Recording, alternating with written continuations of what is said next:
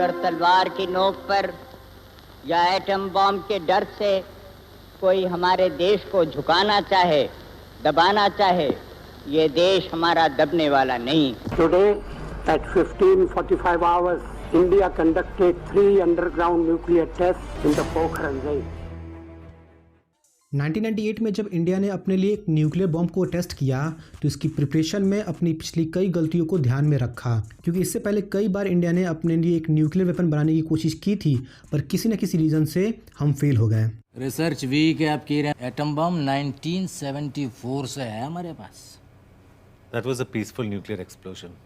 ये video India के nuclear power country बनने की जर्नी के बारे में है, जिसका पहला पार्ट मैंने ऑलरेडी अपने चैनल पर अपलोड कर दिया है। फर्स्ट पार्ट में मैंने बहुत सी चीज़ों को डिटेल में मेंशन किया है, जैसे कि क्या रीज़न था कि इंडिया ने न्यूक्लियर ट्रीटी पर साइन नहीं किया। फर्स्ट पार्ट का लिंक मैं आपको अपने डिस्क्रिप्शन में दे दूंगा ताकि आप इस जर्नी के स्टार्टिंग को अच्छे से समझ सकें। इंडिया में इमरजेंसी पीरियड खत्म होने के बाद इंडिया को 1980 में पाकिस्तान में बन रहे न्यूक्लियर वेपन के बारे में पता चलता है। हमारे पड़ोसी मुल्क ने एक और टेस्ट कर लिया है, अब इसका जवाब हमें देना है।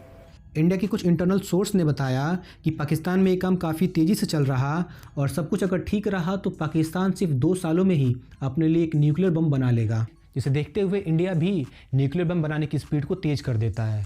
पर लकीली पाकिस्तान ऐसा कुछ कर नहीं पाता और इंडिया को एक चांस मिलता है पाकिस्तान से पहले अपने लिए एक न्यूक्लियर वेपन बनाने का, पर इंडिया भी ऐसा नहीं कर पाता अपने इकोनॉमिकल क्राइसिस की वजह से।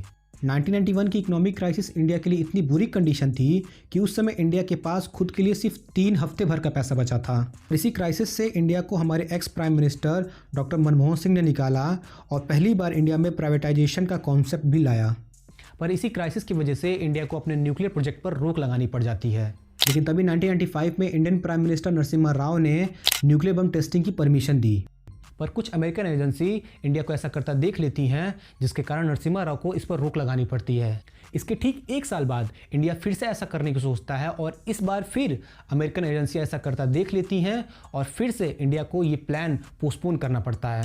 इसके बाद 1996 में अटल बिहारी वाजपेयी पावर में आते हैं और फिर इंडिया को 3 महान लोगों की टीम मिलती है, जिन्होंने इंडिया के लगभग 50 साल पुराने सपने को पूरा करके दिखाया। इस टीम में शामिल थे Indian prime minister Atal Bihari Vajpayee, DRDO director APJ Abdul Kalam और डॉक्टर R चिदम्बरम, जो कि डिपार्टमेंट ऑफ एटॉमिक एनर्जी के डायरेक्टर थे।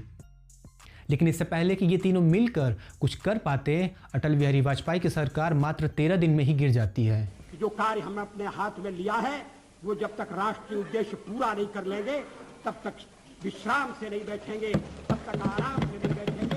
अध्यक्ष महोदय, मैं अपना त्यागपत्र राष्ट्रपति महोदय को देने जा रहा हूँ।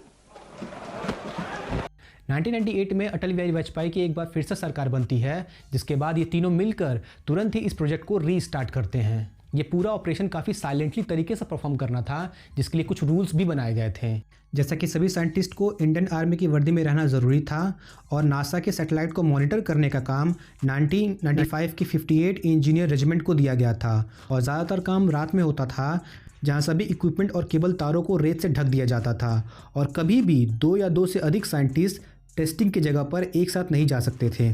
और फिर इसके 1 साल बाद 1998 में 3:45 पर इंडिया अपने 3 न्यूक्लियर टेस्ट को लॉन्च करता है। India conducted a series of underground nuclear tests.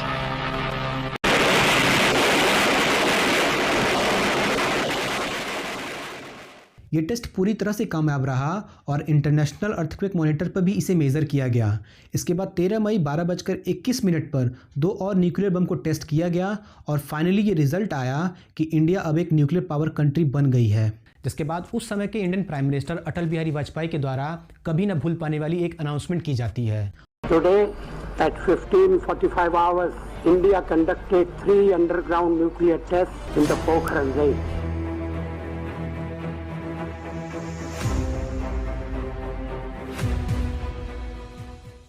और ये खबर सभी न्यूज़ चैनल, न्यूज़पेपर और मैगजीन की हेडलाइन भी बनी। पर वर्ल्ड लेवल पर देखें तो कुछ कंट्रीज़ जैसे कि कनाडा, चाइना, जापान और USA ने इसे क्रिटिसाइज़ किया। India conducted a series of nuclear explosive tests. So again, I ask India to halt its nuclear weapons program. China ने भी इसे लेकर ये कहा कि इंडिया की इस टेस्ट से साउथ एशियन कंट्रीज़ के बीच सीरियस सिचुएशन बनेगी और अब शायद दूसरे देश भी ज़्यादा सेफ ना फील करें। सोचने वाली बात है कि ये वो कंट्रीज कह रही थी जिन्होंने पहले से ही अपने लिए एक न्यूक्लियर वेपन बना लिया था, और उनकी इस स्टेटमेंट का ये कंक्लूजन निकलता है कि उनके न्यूक्लियर वेपन से दूसरी कंट्रीज को कोई नुकसान नहीं होगा, लेकिन अगर इसे इंडिया ने बनाया है तो इससे बाकी अदर कंट्रीज को ज़रूर नुकसान होगा। इंडिया के न्यूक्लियर पावर कंट्री बनने के लगभग 2 हफ्ते बाद ही पाकिस्तान ने भी चाइना और यूएसए की हेल्प से अपने लिए न्यूक्लियर वेपन बना लिया। ऐसा भी कहा जाता है कि इंडिया के न्यूक्लियर टेस्ट कामयाब होने के बाद यूएसए के प्रेसिडेंट बिल क्लिंटन और पाकिस्तानी अपोजिशन लीडर बेनर्जी भुट्टो का पाकिस्तान के करंट प्राइम मिनिस्टर पर इंटेंस प्रेशर आ गया, जिसके बाद उन्होंने पाकिस्तान एटॉमिक एनर्जी कमीशन की हेल्प से 28 और 30 मई को 1998 में 2 न्यूक्लियर टेस्ट किए और वो कामयाब रहे। लेकिन इसे लेकर न चाइना ने कभी कुछ कहा और ना ही अमेरिका ने, पर यही चीज़ इन दोनों देशों के बीच इंटेंस कंडीशन को दिखाती हैं जो कि उस समय चल रही थी। तो यानी आज हम इंडिया को एक न्यूक्लियर पावर कंट्री बनाने वाले इन सारे लीडर्स के थैंकफुल हैं जिन्होंने इसकी शुरुआत की और इसे कामयाब भी बनाया। तो ये तो रही इंडिया के एक न्यूक्लियर पावर कंट्री बनने के जर्नी की पूरी कहानी। आई होप कि आपको ये वीडियो अच्छी लगी होगी। अगर आपको ये वीडियो अच्छी लगी है तो प्लीज़ हमें सपोर्ट कीजिए ताकि हम और भी ऐसे डीप रिसर्चेबल वीडियोज़ लाते रहें।